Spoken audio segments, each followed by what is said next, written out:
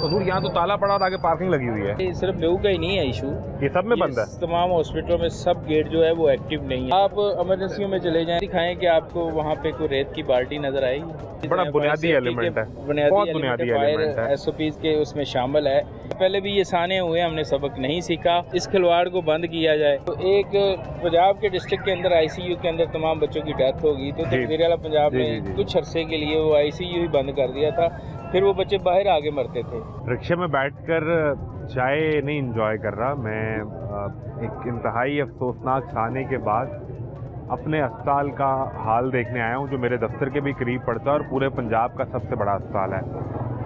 Mayo hospital की इस वक्त मैं एमरजेंसी ब्लॉक से मुत्तसिल गेट पे खड़ा हूँ और इस्लामाबाद में जो 14 बच्चों के जाँ बहक होने का, उनके शहीद होने का जो हादसा पेश आया है, उसने सिर्फ इस्लामाबाद के नहीं बल्कि पूरे मुल्क की फ़िज़ा को सोगवार किया है। लेकिन इस सोगवार फ़िज़ा में कल शाम से मेरे जहन में और मेरे दिमाग पर एक खौफ तारी है। वो खौफ ये है कि अगर ऐसे इंतज़ामात जो आग बुझाने के लिए हैं वो मेयो अस्पताल में ना हुए, वो जनरल हॉस्पिटल में ना हुए, वो सर्विसेज हॉस्पिटल में ना हुए, वो इंस्टीट्यूट ऑफ कार्डियोलॉजी में ना हुए, वो चिल्ड्रन हॉस्पिटल में ना हुए, तो क्या फिर कोई दोबारा साने होगा? तो मुझे लगा कि शायद बहुत तैयारी कर ली गई होगी। प्रोड्यूसर साहब ने खबर भेजी आज के वज़ीर आला ने पंजाब के अस्पतालों के बाहर फायर हाइड्रेंट्स, यानी आग लगने की सूरत में जहां से पानी आना है और आपने उसे आग बुझानी है, वो बनाने का हुक्म दे दिया है। इस खबर में एक दूसरी लाइन छुपी है कि वो आज बनाने का हुक्म दे दिया है। 80 साल में हम अपने अस्पतालों के अंदर फायर हाइड्रेंट्स नहीं बना सके, या हमारे अस्पतालों में फायर हाइड्रेंट्स अगर हैं तो वो काम नहीं करते होंगे, इसलिए किसी ने देखा ही नहीं कभी। तो 14 बच्चे मर गए, तो हमें याद आया कि अब हम बनाएंगे, अब हम देखेंगे। अब मैं जो सूरत आपको दिखाने के लिए खड़ा हूँ कि मैं इस अस्पताल में दाखिल हुआ हूँ, तो ये एमरजेंसी से मुत्तसिल गेट है जिसके सामने पार्किंग बनी हुई है। ये जिस रिक्शे पर मैं बैठा था, ये रिक्शा देखें, वो रिक्शा देखें, वो गाड़ी देखें, ये बाइक खड़ी है, ये बाइक खड़ी है। तो ये एमरजेंसी गेट जिसके नाम में ही इमरजेंसी है, उसके सामने पार्किंग बनी है। यहाँ कोई हादसा हो जाए और इधर से ही एम्बुलेंस ने निकलना हो या किसी फायर ब्रिगेड की गाड़ी ने आना हो, तो पहले तो दूर है रिक्शा लब के ले आओ ना, एनू लब के ले आओ, मालिक लब्बे हो तो कोई चाबी मंगो, तो रिक्शा साइड से करो, तो फिर दरवाजा ताला खोलो, तो फिर आप जाएं। और इस सब में हजूर 14 बच्चे मर गए इस सब में। और कैपिटल में इस्लामाबाद के अंदर उस रेस्क्यू रिपोर्ट में लिखा हुआ है कि सिक्योरिटी स्टाफ हमारे ऑपरेशन के दौरान, रेस्क्यू ऑपरेशन के दौरान एक बड़ी हर्डल बन गया था, एक बड़ी रुकावट बन गया था।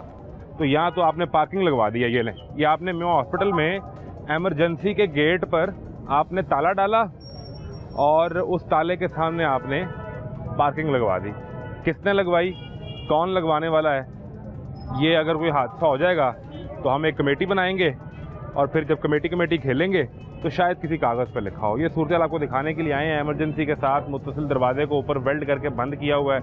यहाँ से एक आदमी मुश्किल से निकले तो एमरजेंसी की सूरत हाल में क्या मामला यहाँ पर क्या होगा, मैं ज़रा सारे पिक्चर को समझना चाहता हूँ। मेरे लिए सबसे ज़्यादा अफसोसनाक बात और परेशान कुन, हैरान कुन, और जिससे मुझे खौफ आ रहा था, वो ये थी कि आपने एमरजेंसी के गेट पर पार्किंग बना दी है। हजूर, इस एमरजेंसी में हादसा होना कोई बड़ी बात नहीं है। शॉर्ट सर्किट हो, आग लग जाए तो दरवाज़ा ही नहीं खुलना, गाड़ी नहीं आ सकेगी।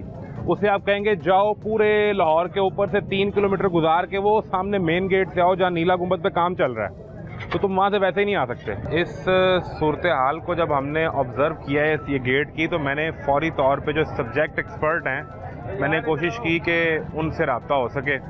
और हमारे साथ सजाद काज़मी मौजूद हैं, सीनियर हेल्थ बीट के रिपोर्टर हैं, हॉस्पिटल पर बड़ी नज़र रखते हैं। मैंने जब ये सूरत हाल एमरजेंसी की देखी तो मैंने फिर फ़ौरन कहा कि आपसे ये जानने की कोशिश करें। सबसे पहले तो ये बताएं कि ये एमरजेंसी का गेट है और ये मुस्तकिल बंद है, और जो हादसा हमने इस्लामाबाद में देखा है वहाँ पर भी रिपोर्ट में लिखा हुआ है कि दरवाज़ा खुल नहीं सका, खिड़कियाँ तोड़ के ऊपर से स्टाफ दाखिल हुआ। तो दूर यहाँ तो ताला पड़ा और आगे पार्किंग लगी हुई है। जी आज़म साहब, बिल्कुल आपकी बात ठीक है, लेकिन ये चूँकि आउट गेट को अर्सा मैं दहाई कह सकता हूँ, 10 सालों से जो हैं वो बंद हैं। उसकी वजह कि जब लाहौर के अंदर दहशतगर्दी की एक फ़ज़ा कायम हुई थी और जारी थी, तो उस वक्त जो है वो वन गेट वन पॉलिसी के तहत जो है वो एक ही गेट से इन आउट करने की जो है वो की गई थी पॉलिसी। तो तब से ये बंद है, इस पर नज़रसानी नहीं की गई कि 10 साल गुजर गए। खोला जाए। लोगों को प्रॉब्लम होती है, फ्यूल और टाइम भी ज़ाया होता है। अगर यहाँ इस तरफ से कोई इमरजेंसी की तरफ आना चाहता तो उसको चक्कर लगा के ऊपर ट्रैफिक में से मेन गेट से किंग एडवर्ड के साथ से जो मेन गेट खुला है वो पहले अगर इधर से निकलेगा तो सर्कुलर रोड की ट्रैफिक उसे मिलेगी, वो नहीं पहुंच पाएगा, लेट पहुंचेगा। इस तरफ से निकल जाए तो सामने नीला गुंबद पे काम हो रहा है। सिक्योरिटी रीजन के हवाले से जो तमाम हॉस्पिटलों के एमएस साहबान है, ये सिर्फ बेहू का ही नहीं है इशू, ये सब में बंद है। तमाम हॉस्पिटलों में सब गेट जो है वो एक्टिव नहीं है, तमाम गेट्स। तो फिर सामने पार्किंग लगी हुई है। हाँ, चले आपने सिक्योरिटी रीजन में बंद कर दिया, मैं समझता हूँ जी, वो खैर वो तो 10 साल पुरानी बात आप कर रहे हैं। अब तो वो दहशतगर्दी वाले मामला तो नहीं है लाहौर शहर में। अभी इसके लिए बिल्कुल नजरसानी की ज़रूरत है। इनको चाहिए कि इसको फौरी खोला जाए, तमाम गेट्स को एक्टिव किया जाए और यहाँ पे सिक्योरिटी तैनात की जाए। असल में ये चुप साथ लेने का मकसद ये भी है कि रीज़न ये है कि सिक्योरिटी के जो अखराजात हैं वो ज़रा कम हो जाते हैं इनके हॉस्पिटल्स के, कि तमाम अगर गेट्स खुले होंगे वहाँ पे 3 शिफ्टों के अंदर इनको सिक्योरिटी जो है गेट के कागजों में सिक्योरिटी लगी हो। हाँ, ये हो सकता है, ये भी आप कह सकते हैं, क्योंकि इस वक्त जो है वो प्राइवेट आउटसोर्स किया है सिक्योरिटी को और जैनिटोरियल को। तमाम हॉस्पिटलों के अंदर जैनिटोरियल और सिक्योरिटी जो है वो प्राइवेट है। और सबसे बड़ी ज़्यादती ये है कि इन प्राइवेट सिक्योरिटी गार्ड को बेचारों को 20 से 25 हज़ार रुपया सैलरी दी जाती है। तमाम सरकारी महीने नहीं मिलती। तमाम सरकारी हॉस्पिटलों के अंदर वज़ीर आला पंजाब के नोटिफिकेशन की खुली खिलाफवर्जी होती है। 40,000 कम यूं हवा में फेंकते हैं कि कौन वज़ीर आला और कौन सा नोटिफिकेशन। अब ये देखें, एजेंसियाँ इस पे काम करती हैं या वज़ीर आला पंजाब की इंटेलिजेंस। अब वज़ीर आला कुछ दिनों पहले कह रही थी, मुझे पता है कि एक एक बेड पे लोगों से 400-400 500-500 रुपया वसूल किया जाता है। पता होने का क्या फ़ायदा करें। मैंने वो पूछ लिया काजी साहब, हम इसी में हॉस्पिटल में ये जो सिक्योरिटी स्टाफ जो अंदर मरीज को देखने का हर चक्कर का 100 रुपया वसूल करता है, वो मैंने उस खातून से पूछ लिया। मैंने कहा आपको शर्म नहीं आती, आप लोगों की जेबें काटते हैं? तो उसने चीख कर रोकर बताया कि जो मुझसे 40,000 का वादा हुआ है वो आप ले दें, मैं ये जेब काटना छोड़ दूंगी। वो 40,000 मुझे नहीं मिलते, तो फिर मैंने अपने बच्चे पालने हैं, मेरी मजदूर बेटी है, मैंने वो पालनी है। तो वज़ीर आला को पता है कि अगर 400-500 लेते हैं तो वज़ीर आला के शायद किसी कागज़ में ये भी लिखा हो कि इस गेट पे सिक्योरिटी लगी है। पता होने से सर क्या फ़र्क पड़ता है? ऐसे ही है कि आप देख लें, सिक्योरिटी गार्ड को गवर्नमेंट की तरफ से वसाइल की कमी नहीं है सर। गुड गवर्नेंस की जो है वो फकदान पाया जा रहा है। जिस तरह मुल्क के अंदर गवर्नेंस का फकदान है, आप क्या समझते हैं कि हॉस्पिटल के अंदर गवर्नेंस का फकदान नहीं है?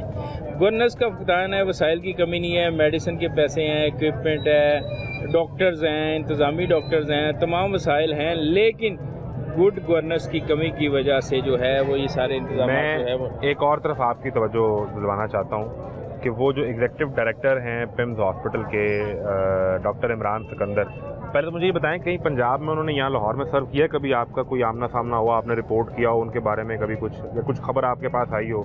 वो कभी एक हम आते हुए ऑफ द रिकॉर्ड हम एक खबर पे बात कर रहे थे, मैं वो भी आपसे पूछूंगा अगर आप वो शेयर कर दें। ये इमरान सिकंदर साहब का कोई बैकग्राउंड जानते हैं आप? नहीं, बैकग्राउंड तो नहीं है। ये मसला ये है कि बैकग्राउंड इनका यही है कि ये तमाम जो है ना पिम्स के अंदर ख़ास तौर पे जो है वो पॉलिटिकल सीट्स हैं, वो भर्ती है, वहाँ पे भर्ती की जाती है। हमारे एक दोस्त वहाँ पे एक वाइस चांसलर भी रहे हैं, एग्जीक्यूटिव डायरेक्टर भी रहे हैं। उनसे जब बात हुई है तो उन्होंने बताया है कि ये टोटल जो अफराद हैं, बल्कि जो वहाँ के अपना सारा जो बैकग्राउंड है वो आपको पता ही होगा कि पीएमडीसी में भी होते हैं जी, ठीक, वहाँ पे भी पिम्स के अंदर भी होते हैं। वो तो एक मुसलसल सियासी अब आप बताएं कि उनको पिम्स में बैठना चाहिए या पीएमडीसी में बैठना चाहिए। अब उसके अलावा भी होते हैं उनके पास, और सियासी सतह पे जो मजबूत बंदा है उसको 3 से 4 ओहदे दे के मुख्तलिफ जगहों पर तैनात कर दिया जाता है।